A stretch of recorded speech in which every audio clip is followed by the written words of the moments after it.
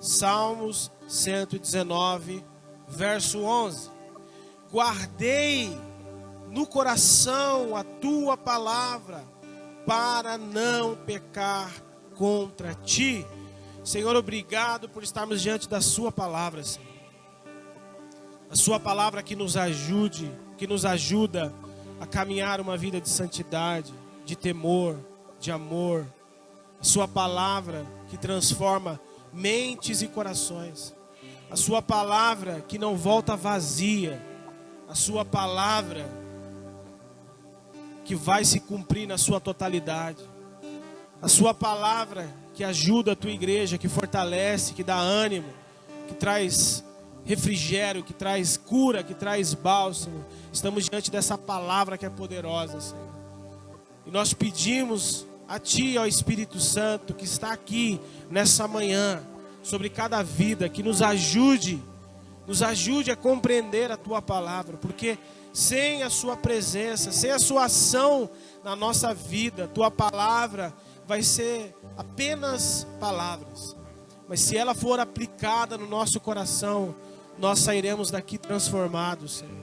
Nós teremos vidas transformadas, teremos mentes transformadas e corações regenerados. Por isso nós pedimos a Ti, ó Espírito Santo, nos ajude a entender, a compreender, a receber essa semente, para que sejamos transformados para a Sua glória, em nome de Jesus. Amém? Irmãos, o tema principal do Salmo 119, não sei se vocês já tiveram a oportunidade de ler, mas quem não leu, leia. O tema principal desse salmo, para aqueles que leu, sem dúvida, apesar dele ter escrito em várias etapas, e ali fala que são as 22 letras do abecedário judaico, eles são divididas nessas 22 letras. E o tema central desse capítulo, o Salmo 119, é o amor pela palavra. Então quando você lê o Salmo 119, você vai ver o salmista exaltando a palavra de Deus, exaltando os mandamentos de Deus, os decretos de Deus, exaltando as escrituras que eles possuíam. Então o tema central é o amor pela palavra. E todos nós sabemos que o povo do Antigo Testamento, aqui a gente está no Antigo Testamento, eles não tinham a palavra de Deus como nós temos aí, como você tem na sua mão. Essa Bíblia completa, eles não tinham, como hoje nós temos. E também, ele não tinha o Velho Testamento na sua totalidade, que é até Malaquias, Gênesis até Malaquias. Provavelmente, aqui, nesse salmo, até esse salmista, eles tinham ali apenas o Pentateuco. São os 5 primeiros livros da Bíblia, que tinha os decretos de Deus, os mandamentos de Deus, as ordenanças de Deus. Então esse salmista, ele tinha não tudo que nós temos hoje, mas ele tinha o suficiente para amar a palavra de Deus, para ser apaixonado pela palavra de Deus. Ele tinha o suficiente para entender a importância que a palavra de Deus tinha na sua vida. Quem aqui ama a palavra de Deus, irmãos? Você ama as escrituras? Porque quando você lê esse salmo, irmão, constrange a gente. Porque é um salmo que exalta o amor pela palavra, que exalta o amor pelos decretos e mandamentos de Deus. Então você vê que o que ele expressa aqui nesse salmo é a paixão pelas escrituras. É a paixão daquilo que ele tem em suas mãos. E não é muito diferente conosco, irmão. Como não amar as escrituras? Como não amar um livro mais impresso e vendido no mundo?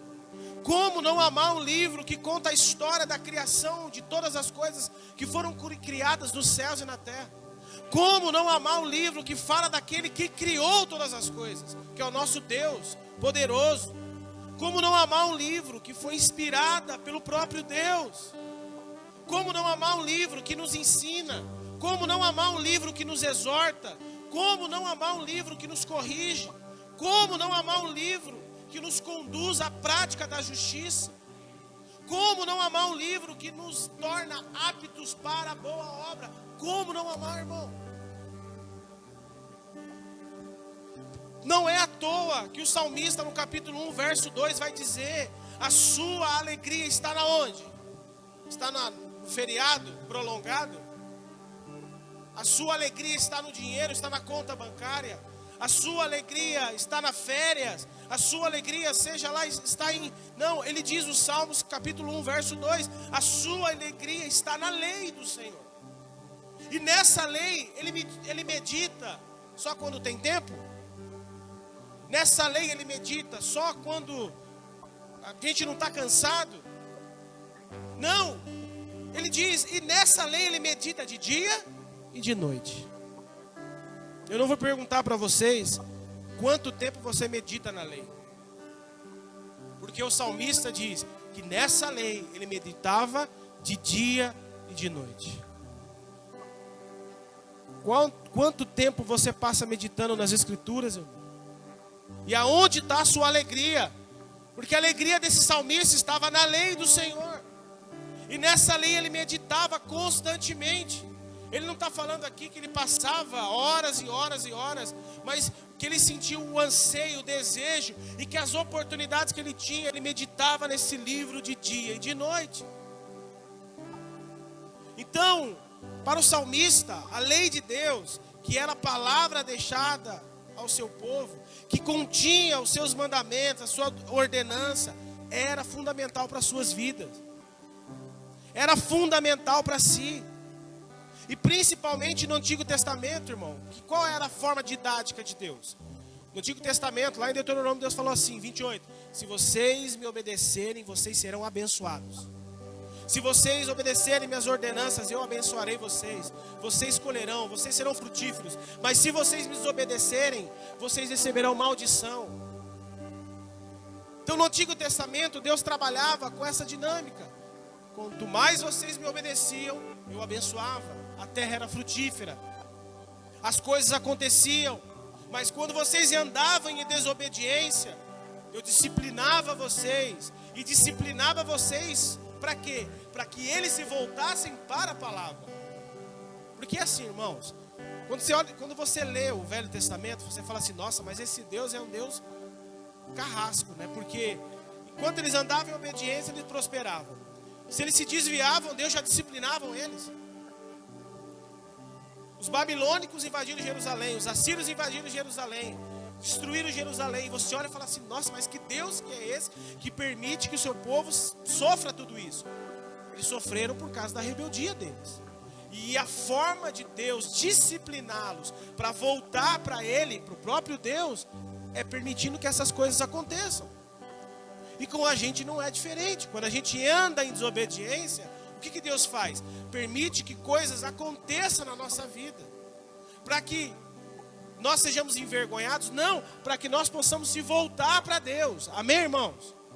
Então a disciplina de Deus, ela tem um propósito. E qual que é o propósito? Que a gente se volte para Deus, como o povo do Velho Testamento. Quando eles desobedeciam a Deus, disciplina de Deus, eles se voltavam para Deus. Leia o livro de Reis. Enquanto eles eram obedientes, prosperavam. Desobedientes, se desviavam. E Deus disciplinava. Então Deus não mudou a sua metodologia de trabalhar com a humanidade. Deus não mudou a sua forma. Porque o que Deus quer? Que a gente se volte para Ele. Que a gente esteja sempre em comunhão com Ele. Então, assim como foi no Velho Testamento, é também com cada um de nós, irmãos. Deus deseja que a gente viva a sua palavra, se volte para a sua palavra. Amém, irmãos? E Jesus enviou seus 12 discípulos, lá em Mateus 28, verso 20. Ele vai dizer aos seus discípulos, olha, eu estou enviando, vá, a grande comissão, vá, pregue o evangelho, ensinem as pessoas a obedecer o quê? Doutrinas humanas, congregacionais? Não, ele diz, ensine as pessoas a obedecer a palavra. O que eu ensinei vocês, o que eu trouxe da parte do Pai para vocês, o que vocês já receberam da parte do Pai. Agora vá e ensine as pessoas a obedecer à palavra. Não é doutrina de homens, não é teologia de homens, é a palavra de Deus, é a doutrina da palavra, é a teologia da palavra. Amém, irmãos? E esse é o nosso propósito, igreja: andar em obediência na palavra de Deus. E nós sabemos o quanto isso é desafiador. Praticar os mandamentos de Deus, a gente sabe. A pastora comentou semana passada, quando a gente teve aquela discussão. Falei, vamos ver até onde vai dar, né? Vamos ver se o coração dela... E Deus transformou, irmão. Porque a maioria das vezes eu corri atrás. Agora ela veio. Olha que coisa maravilhosa. Deus muda as coisas, irmão. Mas não siga esse exemplo, amém? Vá lá. Cumpra a palavra. Vá lá e seja obediente à palavra. Não espere. Não espere pelo outro. Não confie no coração do outro. Vá lá e cumpra a palavra. A Bíblia diz: se você tem algo contra o teu irmão, vá e senta com ele, conversa, resolve. Cumprir a palavra. Amém, irmãos? Então é isso que Deus quer, que nós praticamos os seus mandamentos, que nós vivamos a sua palavra. Mas nós não podemos esquecer da promessa que foi feita por Deus. Lá em Ezequiel, capítulo 36, verso 26 ao verso 28. Qual que é essa promessa? Que Ele tiraria de nós o coração de pedra e nos daria um coração de quê, igreja? De carne. E Ele colocaria sobre nós o seu Espírito. E o seu Espírito nos levaria a agir segundo a sua palavra e obedecendo a todos os seus mandamentos. Olha que coisa maravilhosa, irmão. Olha a promessa de Deus para a nossa vida. Promessa lá do profeta Ezequiel para o seu povo é: eu vou tirar o coração de pedra de vocês, eu vou dar um novo coração para vocês. E melhor ainda, eu colocarei sobre vocês o meu Espírito, e o meu Espírito guiará vocês a cumprir toda a palavra, todo o mandamento. E é isso que Ele tem feito na nossa vida, irmãos. Mas nós não podemos esquecer de que o conhecimento da palavra, irmão, é responsabilidade nossa, presta atenção. Conhecer a palavra é responsabilidade nossa. Quem tem Bíblia aí? Bíblia física. Irmão, a responsabilidade não é do pastor, apenas do pastor. Porque tem muito irmão, aqui não, mas em muito lugar, que só lê a Bíblia quando vem para o culto. Que só abre as escrituras quando vem para o culto, quando vem para a igreja. Quando o pastor diz: abra comigo em Salmo 119, verso 11. Só nesse dia, só nesse momento que a Bíblia é aberta. E é assim que Deus quer que a gente viva, irmão. Não, o conhecimento das escrituras não é uma responsabilidade apenas do pastor, apenas da igreja, é uma responsabilidade individual de cada um. Porque hoje, graças a Deus, nós vivemos num país democrático, aonde a Bíblia, por enquanto, pode ser comprada livremente. Pode ser encontrada em qualquer livraria. Ou a maioria das livrarias você encontra uma Bíblia. Você pode comprar uma Bíblia em várias versões. É uma Bíblia de estudo? É sem estudo. Então a Bíblia é um livro que está acessível a todos. E às vezes muitos cristãos querem trazer essa responsabilidade do conhecimento das Escrituras a alguém. E nada de errado em ouvir um homem de Deus maduro. Nada de errado em ouvir um pregador maduro, que tem uma grande trajetória, que ele é especialista no Velho Testamento. Isso nos dá muita bagagem, traz muito conhecimento, entendimento correto, como interpretar a Bíblia. Faz uma hermenêutica, faz uma exegese. Todo cristão básico, um cristão que entrou na igreja hoje, que é batizado, que entende o Evangelho de Cristo, tem que estudar uma hermenêutica, uma exegese. Ele tem que saber extrair do que o texto está falando. Não é apenas ir numa igreja e ouvir o pastor abrindo a Bíblia e pregando algo que não está no texto, que não bate com o contexto. E aí ele sai dali e fala assim: uau, que palavra. Não sei se eu comentei com vocês aqui, estava conversando com um amigo cristão já, está aí na igreja, e ele foi numa igreja e ele: rapaz, pastor, eu ouvi uma palavra maravilhosa, que eu nunca tinha ouvido na minha vida, uma revelação assim que eu nunca tinha ouvido. Eu falei: fala, conta para mim essa revelação, eu quero aprender também. Não, porque o pastor lá abriu lá na passagem onde Pedro andou sobre as águas, e aí ele começou a falar que antes de Pedro ser um pescador, ele foi um peixe, porque Jesus foi lá e pescou ele na água. Eu falei: tá. Mas o que o texto está falando? Por que aquela passagem está na Bíblia falando que Pedro quase afundou? Por que Pedro foi socorrido por Jesus? O texto diz. Eu falei para ele: não, peraí, essa interpretação está errada. Não é isso que o texto quer falar para nós. O texto quer falar para nós o seguinte: enquanto Pedro andava sobre as águas olhando para Jesus, ele caminhava. Mas quando ele deu atenção ao vento, à tempestade, às ondas, ele afundou. A fé dele foi afetada pelas coisas externas. Por isso ele afundou, porque a fé dele foi afetada. E quando ele estava afundando, ele disse: Senhor, me ajude. E o Senhor Jesus ajudou ele, diz: homem de pequena fé.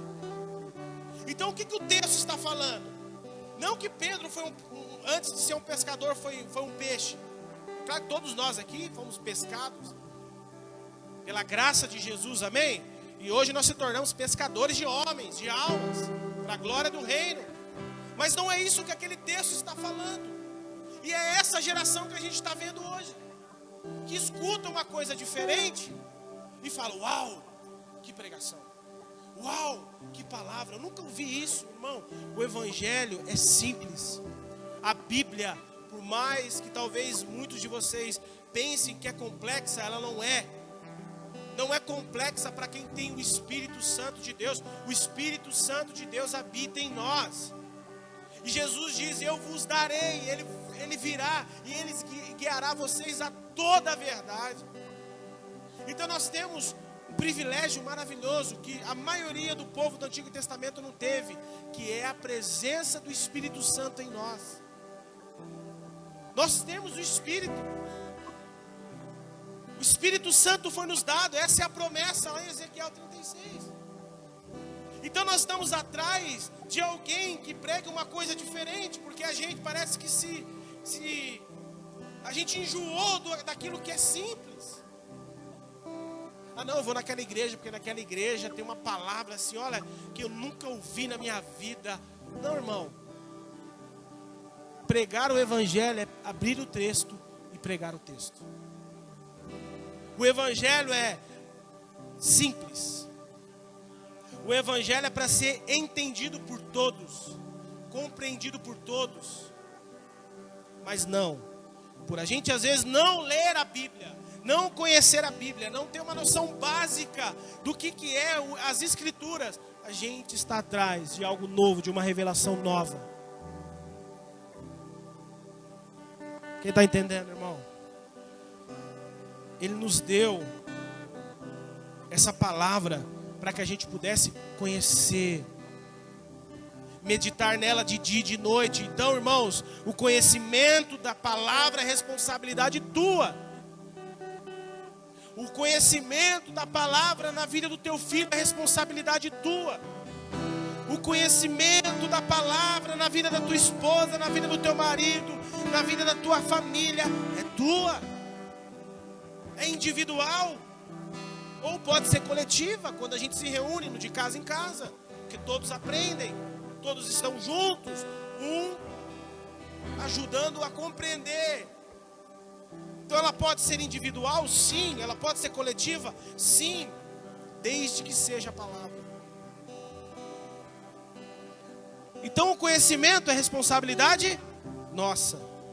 A aplicação da palavra na nossa vida é a ação do Espírito Santo. Presta atenção. Quem tem Bíblia aí? É responsabilidade sua conhecer esse livro. E quando você adquire o conhecimento desse livro, o que o Espírito Santo faz? Ele aplica na tua vida o que você aprendeu. Lembra das vezes que você leu a palavra e você lá no seu íntimo você fala: ai, isso aqui é para mim. O Espírito Santo está aplicando na tua vida. O Espírito Santo está falando para você assim: é isso aí, ó. É isso que você precisa mudar. Ai, pastor, eu li hoje um capítulo da Bíblia, falou tanto comigo. Por que está falando com você? Porque o Espírito Santo está aplicando na tua vida. Então quem aplica a palavra na nossa vida, quem é, irmão? O Espírito Santo.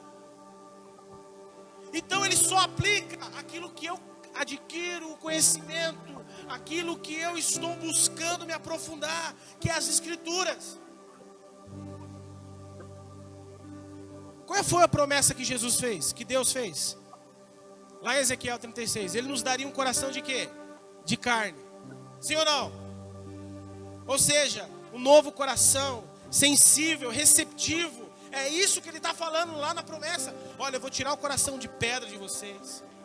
Esse coração endurecido, soberbo, orgulhoso, individualista, prepotente. Eu vou tirar esse coração de você.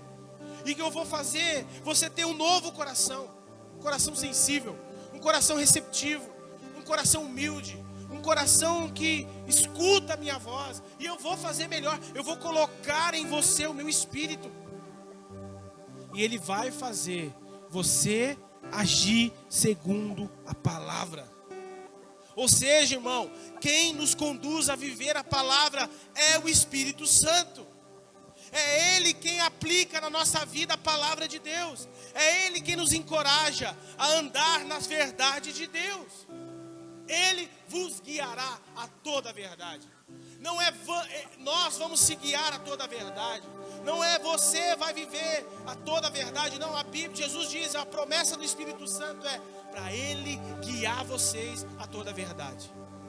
E como nós vamos viver a verdade, ser guiado na verdade, se a gente não conhece a verdade, irmão? Como? Por isso que tem muito crente falando: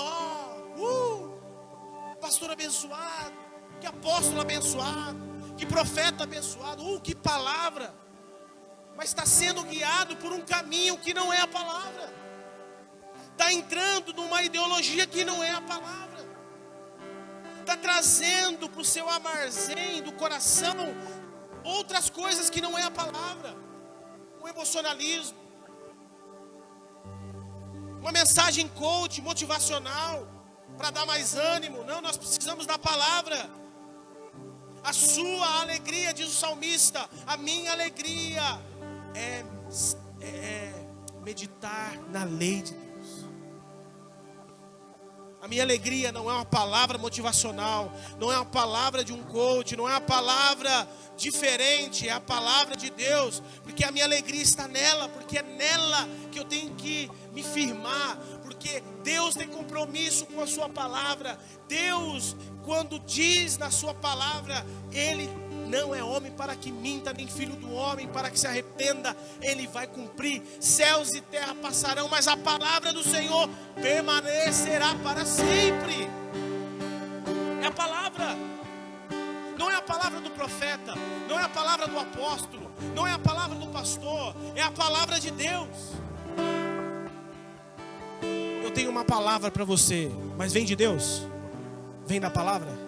Não, Deus me deu uma revelação que não está na sua palavra, então eu não quero ouvir. Você é orgulhoso, você é soberbo. Não, pode até diga, bate com a palavra, bate com as Escrituras, está ligado no plano de Deus para a minha vida, no sentido coletivo, tem a ver. Talvez seja uma revelação exortativa, mas nós temos a consciência, nós sabemos que aquilo está vindo de Deus ou não. Mas não a gente fica se apoiando em coisas futuras, em promessas futuras, no sentido pessoal. A gente procura revelações para poder se basear em palavras de homens. Não porque diz que vai acontecer, não porque diz que minha vida vai virar de uma forma poderosa. Eu estou esperando. E se não virar, irmão? E aí? E se não acontecer, como é que faz? Permaneceremos fiel ao Senhor. Permaneceremos firme ao Senhor. Porque é na palavra de Deus que eu coloco a minha fé, a minha esperança, a minha vida, a minha casa, os meus filhos. É na palavra de Deus. Amém, irmãos? Eu não estou criticando nenhum profeta, nenhuma palavra de homens, irmão. O que eu estou dizendo é: se baseie na palavra. Coloque a sua esperança nas escrituras, neste livro. Conheça a palavra de Deus. Quem está entendendo? Não é na sua força, é no Espírito. Por mais que você tente, por mais que você se esforce, você não vai conseguir andar em constante santidade. Você não vai conseguir obedecer aos mandamentos de Deus na força do braço. Não é por força nem por poder, mas é pelo meu Espírito, diz o Senhor. Zacarias 4:8. Irmão, o salmista, ele nos ensina aqui algo poderoso, que pode mudar a nossa vida hoje. Hoje. Quando ele diz: guardei a tua palavra aonde? Aonde? No meu? Para quê? Para não pecar. Quando ele diz isso, ele está nos dando o segredo de viver uma vida que agrada a Deus, que é o que a gente tem que fazer, irmão. É discernir os dias que nós estamos vivendo. Olha os dias que nós estamos vivendo. O aumento da iniquidade, o aumento da imoralidade, o aumento do esfriamento de uma vida religiosa. As coisas estão indo contra mão do que nós devemos fazer. E nós devemos andar nessa contramão. É amando mais a Deus, é vivendo mais a palavra, é meditando nesse livro, é andando na contramão. E quando as pessoas se esfriam, nós estamos nos fervorosos. Porque você só consegue aquecer um ambiente frio quando você coloca mais fogo. Então, onde há mais fogo, a probabilidade de um lugar morno se aquecer novamente é grande. Então, o que nós precisamos? Ser fervorosos, firmes, viver uma vida que agrada a Deus. E qual que é o segredo, pastor? Ele diz: guardar a palavra. Guardei a palavra no meu. Esse é o segredo, irmão. Igreja, esse é o nosso segredo daqui para frente. Na verdade, deveria ser desde quando a gente se converteu. O Senhor nos chamou. Guardar a palavra no nosso coração. Por que no coração? Você já parou para pensar? Por que ele diz no coração? Porque a Bíblia diz em Jeremias 17:9 que o coração do homem é o quê? Enganoso. O coração do homem é enganoso. Ah, mas pastor, o senhor acabou de falar em Ezequiel que Deus me deu um novo coração. Mas, irmão, presta atenção. Isso não nos tira a possibilidade que esse coração que Ele nos deu novo está imune dos desejos, dos anseios, das vaidades. Não, ele não está imune, não. Por isso que o diabo investe constantemente. Esse coração, ele agora está sensível à voz de Deus. Agora ele está audível à voz de Deus. Mas ele ainda continua sendo um coração de homem, um coração ainda que pode se corromper. Porque um novo coração nos será dado na glória. Um novo corpo, uma nova vida. Será uma vida incorruptível, será na glória. Enquanto nós vivemos aqui, ainda estamos sujeitos a ser corruptíveis. Por que no coração? Porque o coração é enganoso. Jesus também diz, Mateus 15:19, que é no coração do homem que procede os maus pensamentos. Ou seja, o coração é a fonte de vida. Por isso o salmista vai dizer: guardei a tua palavra no meu coração. Querido, não adianta guardar a palavra debaixo do braço. Não adianta guardar a palavra na cabeceira da cama, deixar a Bíblia lá aberta. Não adianta deixar a Bíblia aberta no meio daquela mesa de centro que você tem, na porta de entrada da tua casa, lá naquele móvel, deixar lá em Salmo 91 aberto. Não adianta. O salmista está falando aqui. Ele está falando, olha, nós precisamos armazenar a palavra de Deus aonde? No coração. Não é na gaveta. É no coração. Como você armazena a palavra de Deus, irmão, no seu coração? Lendo, meditando, deixando ela aberta no seu dia. A vida de mãe é uma vida, irmão. Tainá, Gisele, quem mais é mãe aqui? De filho pequeno. Pastora, Mônica. A vida de mãe é uma vida de loucura, irmão. Eu tenho uma dentro de casa, tá? Loucura. Mas eu vejo essa mulher aqui, ó, esperando a filha dormir, pegando a Bíblia e meditando nela, lendo, tendo um momento devocional. Todo dia tem um tempo dela. Todo dia tem um devocional dela. Então, irmãos, nós precisamos, aqui, a Tainá também, não posso falar dos demais, porque eu ainda, mas os que estão perto, de meditar no livro. Ah, minha vida é corrida, ah, eu não tenho tempo para nada. Irmão, você tem tempo sim. Você só não sabe organizar o seu tempo, priorizar o teu tempo. Então, para Deus não tem desculpa, porque Deus conhece muito mais o nosso coração do que o nosso marido, esposa, filho, mãe, pai, pastor, conhece muito mais. Então, diante de Deus, irmãos, presta atenção, não tem desculpa. Porque Ele sabe quanto tempo a gente passa numa rede social. O celular cagueta hoje, né? O celular fala hoje, né? É só você abrir lá o tempo de uso que você teve na semana. Talvez você vai se assustar, como eu já me assustei. Mas eu trabalho ali, estou no WhatsApp. Mas por a gente estar todo o tempo mexendo, a gente aquilo acaba sendo centro muitas vezes.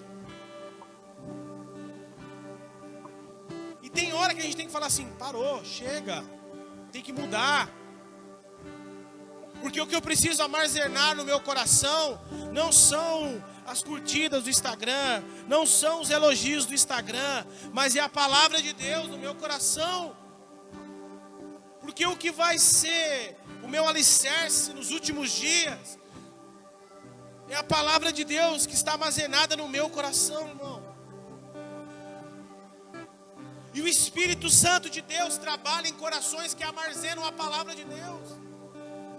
O Espírito Santo pega aquela palavra que está naquele coração enganoso e ele faz, eu vou transformar esse coração aqui, ó. Eu vou pegar essa palavra que você acabou de ler e vou transformar na sua vida. Toma, em seu coração, bum, essa é uma verdade. Não, eu preciso mudar isso, preciso mudar isso. Eu preciso ser melhor nisso. Eu preciso andar nisso, eu preciso largar isso, eu preciso abandonar isso. Eu preciso parar com essas amizades, porque a Bíblia diz que as más amizades, as más companhias corrompem os bons costumes. Então por que eu estou sendo corrompido diariamente? Porque eu tenho andado com más companhias. E o Espírito Santo fala, aí, tá vendo? Você entendeu? Você entendeu? Agora a gente não lê a Bíblia e a gente fica tentando entender por quê. Por que fulano não sai disso? Por que ciclana não consegue sair dessa situação? Por que não rompe? Por que não sai dessa vida de vitimismo? Por que não lê a palavra, não medita na palavra? E o Espírito Santo está ali querendo aplicar a palavra, querendo pegar aquela palavra, essa palavra aqui e falar assim, agora eu vou dar vida nisso. Pum! Sua mente abre, seu coração abre e você nunca mais vai ser o mesmo. Por quê? Porque tem palavra no coração. Porque tem verdade no coração, irmão. Se nós queremos viver uma vida de santidade, igreja, se nós queremos guardar essa nossa vida no Senhor, se nós queremos glorificar o nosso Senhor nessa vida, nós precisamos guardar a palavra do nosso coração. O cristão que recebeu o novo coração, irmão, presta atenção que eu vou falar agora. Você que recebeu um novo coração, que tem o Espírito Santo de Deus, teu coração não pode guardar mágoa. Eu estou magoado. Peça o Espírito Santo de Deus. Fala, Senhor, eu não quero guardar essa mágoa. Aquele que recebeu um novo coração não pode ter inveja no seu coração. Aquele que recebeu um novo coração não pode ter rancor. Aquele que recebeu um novo coração não pode ter falta de perdão. Ah, não vou perdoar. Não pode. Irmão, você tem um novo coração. Foi dado a você um novo coração. O Espírito de Deus está em você. Aquele que tem um novo coração não pode viver ansioso. Amém? Quando a ansiedade bater, o que você vai falar para o teu coração? Enganoso. Não andei ansioso por coisa alguma. Ah, eu tenho que passar no psicólogo. Irmão, e está tudo bem. Eu passei, tive já consulta já. Estou falando que é errado. Passe. O profissional vai te ajudar. Mas não esqueça que você tem uma palavra que é poderosa. Que o nosso Deus falou assim: não andei ansioso por coisa alguma. Passa o seu dia a cada mão. O seu Senhor disse: apresentai as vossas preocupações ao Senhor. Apresente. Então, irmão, ao mesmo tempo que a gente passa no profissional, a gente aplica a palavra. Ao mesmo tempo que a gente passa numa consulta de psicólogo, a gente passa na palavra, a gente aplica a palavra. A consulta de um psicólogo às vezes é 1 hora. E o crente não consegue ficar 1 hora na palavra. O que vai nos libertar, a ajuda profissional, é bem-vinda, é essencial, é importante. Deus deu sabedoria para isso. Mas entenda que a palavra de Deus, ela é poderosa, porque é o próprio Deus falando ao nosso coração, irmão. Um coração novo não pode guardar um passado. Ah, porque meu passado, porque eu vivi, porque os traumas da igreja que eu passei, irmão. Você tem um novo coração. Porque um novo coração não pode guardar os maus pensamentos.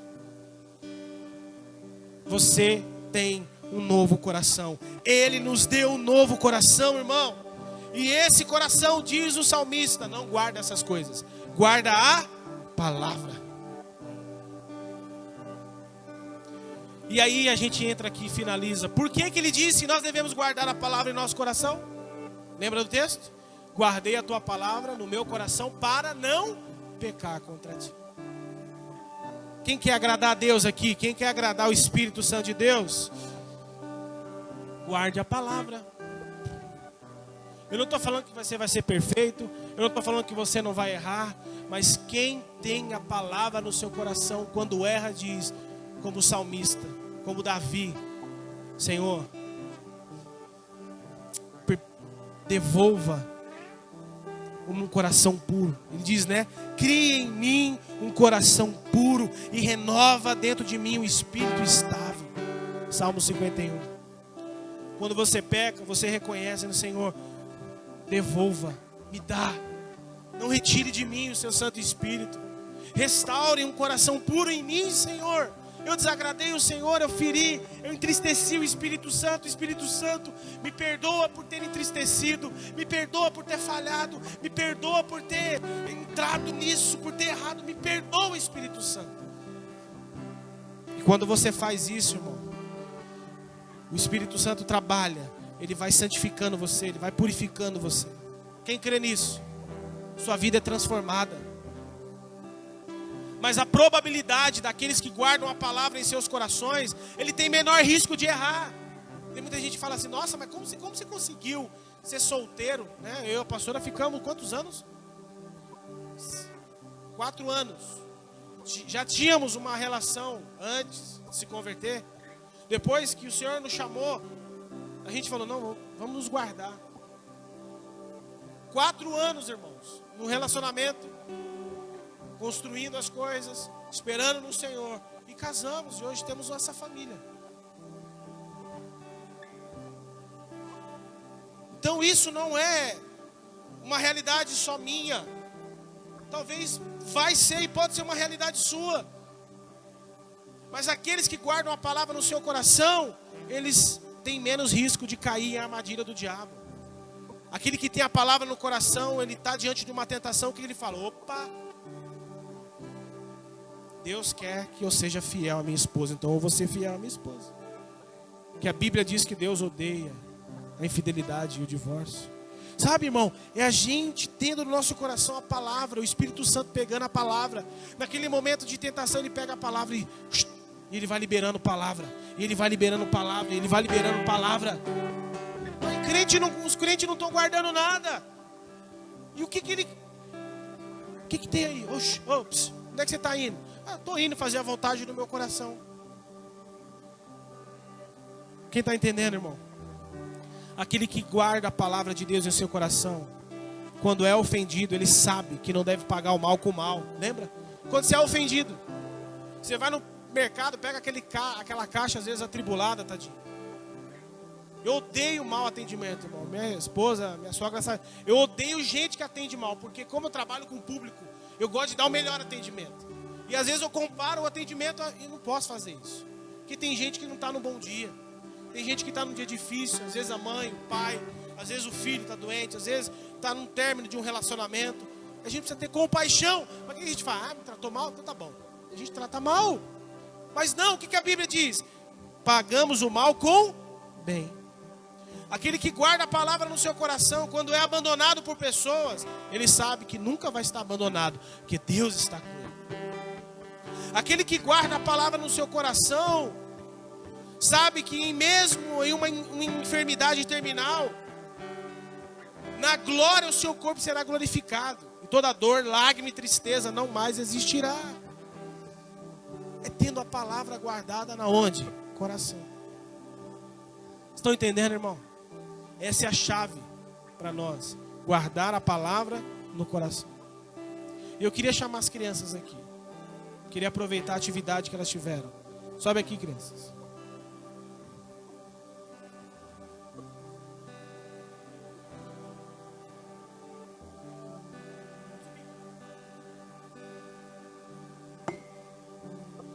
Abre aí o que vocês fizeram. Abre aí, fica aqui. Abre. Vem pra cá. Aqui, ó. Eles fizeram uma atividade aqui, né? Qual que é a atividade, Luzia? Fruto do Espírito, né? Eles fizeram uma atividade aqui. E aí desenharam. Tiveram que representar aqui fruto do Espírito. Criança.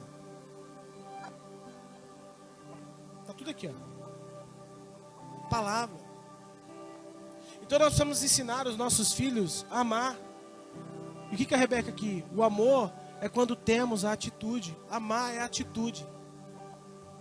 Então quando nós damos a oportunidade para vocês, como pai, ajudar os seus filhos a ter uma atividade.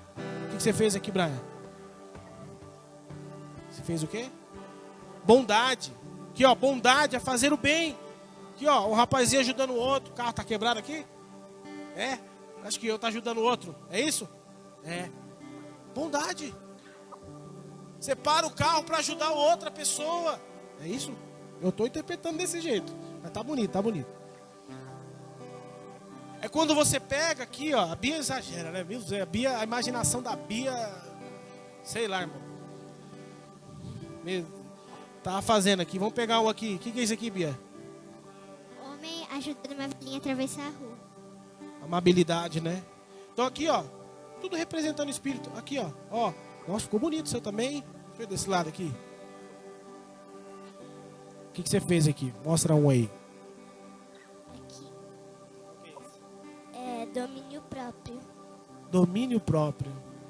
Equilíbrio, né? Fez uma balança aqui, ó. Equilíbrio, domínio próprio. Então, irmão, nós estamos aqui, ó, com crianças. Que nós, como pais, precisamos aplicar a palavra no coração deles. A ensinar isso aqui, ó.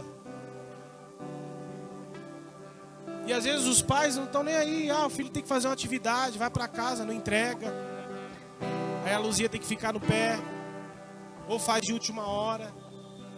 Como é que os nossos filhos vão crescer e vão ser uma geração de libertadores, como Moisés foi? Se nós como pais temos falhado, nós não, nós estamos bem. Estão fazendo? Estamos caminhando bem. Estamos indo bem, igreja. Mas é continuar isso. Não é só esperar a Luzia pedir uma atividade.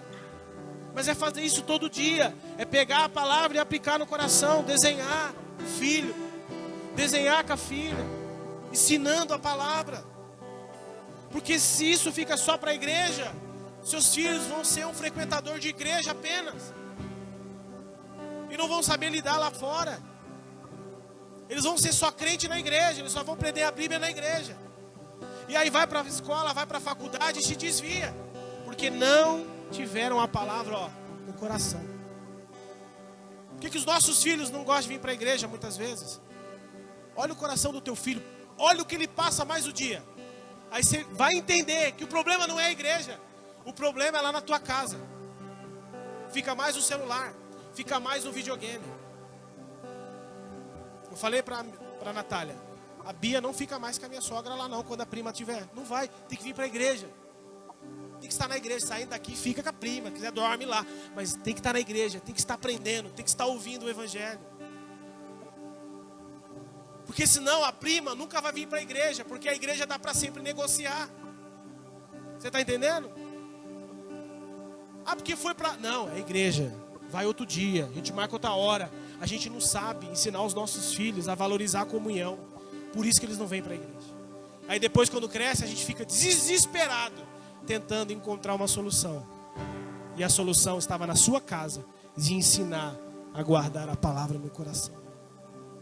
Que nós sejamos uma igreja que vem ensinar os nossos filhos a guardar a palavra no coração. Senhor, ajude-nos, ajuda-nos como igreja, como os pais, avós, tios, a ensinar as crianças a guardar a palavra no coração delas, Senhor. Para que elas não se desviem do mal, para que elas cresçam na graça, no conhecimento, para que elas cresçam na sabedoria, no entendimento, para que elas cresçam e sejam libertadores nas suas escolas. Sejam crianças que não venham se corromper, crianças que venham crescer na palavra, no conhecimento e na revelação, crianças que não vão ter o coração corrompido, crianças que não vão ser enganadas, crianças que não vão se desviar da sua palavra, Senhor. Ajude os meus irmãos, ajude esta igreja, Senhor, a se aprofundar na palavra, a guardar no seu coração a tua palavra e compartilhar na nossa casa, na nossa família, aonde nós estejamos, a sua palavra seja compartilhada, para que nós não venhamos se desviar, para que nós não venhamos se vender, se corromper, em nome de Jesus, Pai. Abençoe os meus irmãos nessa manhã, abençoe essas crianças essa manhã, em nome de Jesus, que elas guardem nos seus corações essa palavra que elas aprenderam. Que o fruto do Espírito esteja enraizado nos seus corações e que eles não sejam esquecidos das suas vidas e na nossa vida no dia de hoje. Guardamos a tua palavra no nosso coração para não pecar contra ti, Senhor. Em nome de Jesus. Que o Senhor te abençoe e te guarde. Que Ele resplandeça o rosto sobre ti e que Ele te dê a paz, igreja. Deus abençoe. Ótima semana e guarde a palavra no teu coração.